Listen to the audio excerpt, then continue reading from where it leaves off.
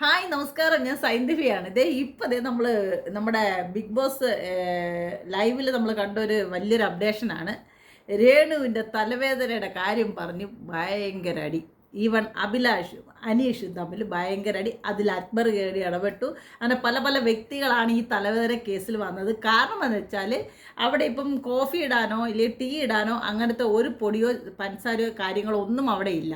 അപ്പോൾ ഇത് ഇവർ ലക്ഷറി ടാക്സ് വിജയിച്ചാൽ മാത്രമേ ഇത് ഓരോരോ ഐറ്റംസ് ഇവർക്ക് കിട്ടുകയുള്ളൂ.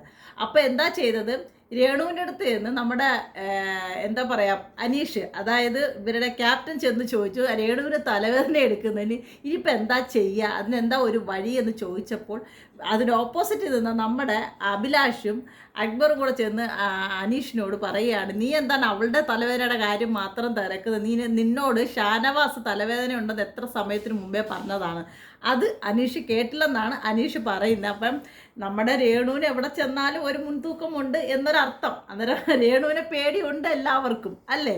അപ്പം രേണുവിൻ്റെ കൂടെയാണ് ഈ ആൾക്കാരെല്ലാം സപ്പോർട്ട് ചെയ്യുന്നതെന്ന് വിചാരിച്ചാണ് ഈ നമ്മുടെ അവരുടെ ക്യാപ്റ്റൻ അതായത് അനീഷ് തറയിൽ രേണുവിനെ കൂടുതൽ സപ്പോർട്ട് ചെയ്ത് സംസാരിച്ചു, ഇല്ലേ രേണുവിന് കൂടുതൽ സപ്പോർട്ട് ചെയ്തു എന്നും പറഞ്ഞുകൊണ്ടാണ് അവിടെ വലിയൊരു പ്രശ്നം രൂക്ഷമായി ഇപ്പോൾ നടന്നുകൊണ്ടിരിക്കുന്നത്. എനിവേ എന്നിരുന്നാലും നമ്മുടെ രേണു എവിടെ പോയാലും ഒരു കുളം കുത്തൽ ഉണ്ട് എന്ന് 100% ഉറപ്പായി. അങ്ങോട്ട് ചീത്ത വിളിയായി, അങ്ങോട്ട് എടിയുന്ന വിളിയായി, മറ്റേത് പലതും അവിടെ ഇപ്പം നടന്നിരുന്നു. അത് ലൈവിൽ ഇനി 7 മണിക്കത്തുള്ള പ്രോഗ്രാമിൽ അത് കാണിക്കൂല്ലെന്ന് അറിയില്ല. പക്ഷെ എന്നാലും നമ്മുടെ ഇതിൽ ഹോട്ട്സ്റ്റാറിൽ അത് ഉറപ്പായിട്ടും കാണിച്ചു. അതിപ്പോൾ കണ്ടുകൊണ്ടിരുന്നത് കൊണ്ടാണ് എനിക്കിപ്പോൾ തന്നെ അത് ചൂടോടെ നിങ്ങളെ അറിയിക്കണമെന്ന് തോന്നിയത്. നമ്മുടെ രേണുവിന് തലവേദന. അപ്പം എല്ലാ ആൾക്കാരും തലവേദന മരുന്നെടുത്ത് കൈവച്ചോളൂ, നമ്മുടെ രേണുവിന് തലവേദന എടുത്തിരിക്കുന്നു. അപ്പം അന്നേരം നമ്മുടെ അഭിലാഷ് തന്നെ പറയുന്നുണ്ട്, രേണുവിനെ മാത്രം ഈ മുൻഗണന കൊടുത്തത് കൊണ്ടാണ് ഇപ്പോൾ അവിടെ ഇഷ്യൂസ് ക്രിയേറ്റ് ആയിരിക്കുന്നത്.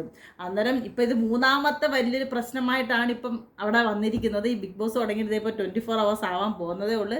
അതിനുള്ളിൽ ഇപ്പോൾ ഇത് മൂന്നാമത്തെ ഒരു അടിയാണ് വന്നിരിക്കുന്നത്. ഈ അടിയിൽ അങ്ങോട്ടും ഇങ്ങോട്ടും ഉന്തും തള്ളും ചീത്ത പറച്ചിൽ അങ്ങോട്ടും ഇങ്ങോട്ടും എല്ലാം നടന്നിട്ടുണ്ട്. ഈവൻ രേണുവും തമ്മിൽ ഒരു വലിയൊരു തർക്കം പോലെ അവിടെ നടന്നിട്ടുണ്ട്. അഭിലാഷുമായിട്ട് അഭിലാഷും കൂടെ നല്ല നേർക്ക് നല്ല രീതിയിലൊന്ന് കോർത്തിട്ടുണ്ട്.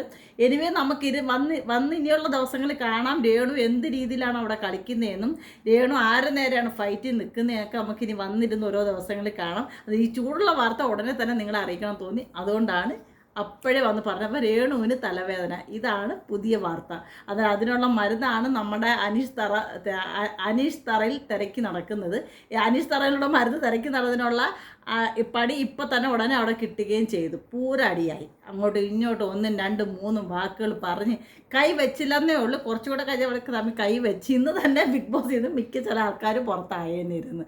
അതെപ്പോഴും ഇവർക്ക് സൂക്ഷിച്ചാൽ ദുഃഖിക്കേണ്ട എന്ന് പറയുന്ന കൈപ്പോയി രേണു അവിടെ ചെന്ന് വലിയൊരു ഇഷ്യൂസ് ഉണ്ടാക്കി എന്ന് തന്നെ പറയണം. അപ്പോൾ ഓക്കെ, അടുത്തൊരു അപ്ഡേഷൻ ഉടനെ വരാം. Okay, bye bye, Tata.